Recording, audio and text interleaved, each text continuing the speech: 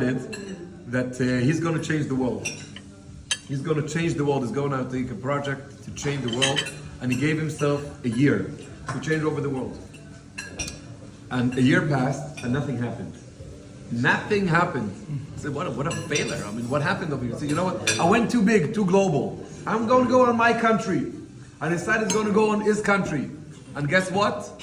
Nothing happened. So I decided I'm going to go on my community. And guess what?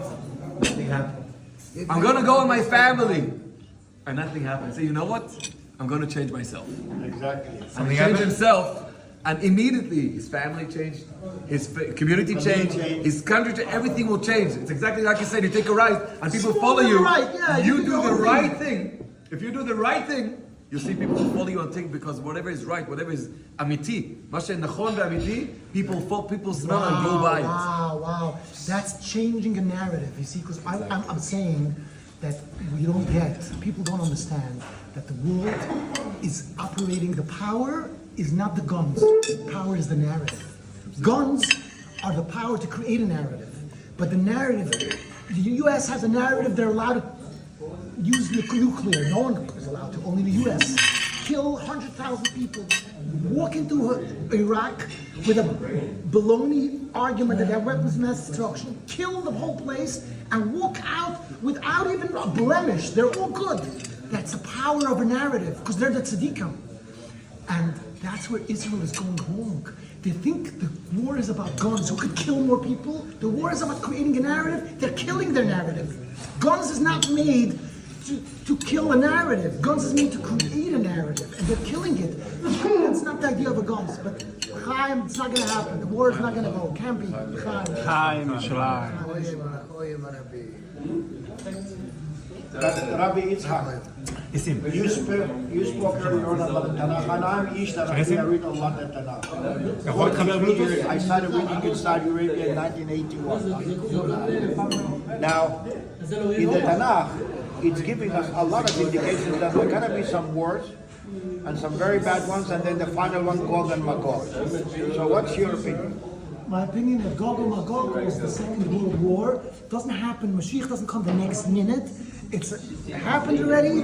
Now it's a threat of war, and the threat of war is a good time for Mashiach to come because people are serious. And the Gemara says, when Muhammad's ba'olam tetzapel Mashiach, because then it's a point where someone who has the right idea, the right narrative, people are open, are not in their boxes, they're listening, and then things could change. And with a good narrative, we could win because our narrative is a narrative of love, of happiness. Their narrative, the people who are creating these wars, is a narrative of hate and they're not happy. The people who are creating these wars, there are people here. It's not like wars that happen. There are people that make these wars. They want to own countries. They want to control the world. And where are they? Fighting and fighting. It's obvious that they don't have a good life. Because if yes, why would they fight? What we should have done in Israel when those guys came and killed us, so many people, families and children. That's a very good point. You see, I take it out of emotion. Because emotion is not something that I want to deal with when I'm dealing with facts. I take out emotions. So I look at it as a tsunami. A tsunami happened. We'll soon deal about the badness of the people because that's not relevant. We're talking a tsunami happened. So I look at it as a tsunami. And I say, a terrible tsunami, 2,000 people died, terrible deaths, trees, branches, tore them apart, terrible tsunami. Now we have two options. One is to build a big protection against the tsunami the best we can, not perfect, it could be a few years from now, but not perfect. The other is to go in and to do something with nuclear in that tsunami and kill it, take it off, out of the beautiful, that's a better way to do it. But when you do that, you're creating a disturbance in the Earth's surface, and you are positive that you will have 12 other tsunamis around you that will come and do it, make it that.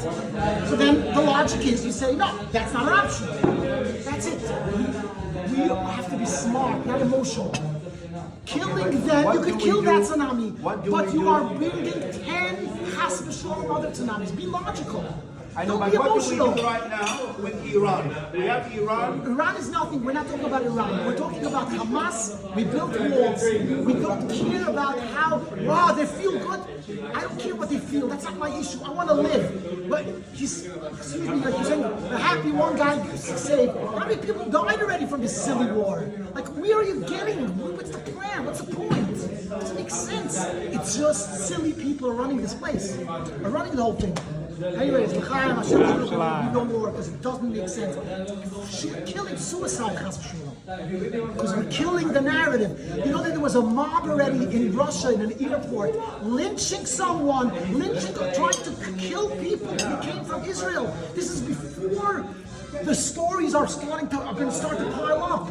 This is insane what they're doing. There's no logic to make a war that kills your narrative, that makes the whole world not safe, Jews. It's no logic. Where are you getting that? Live with it. Don't use emotion to kill yourself. L'chaim, l'chaim, l'chaim. Hashem is L'chaim, shalom. L'chaim, Yisrael.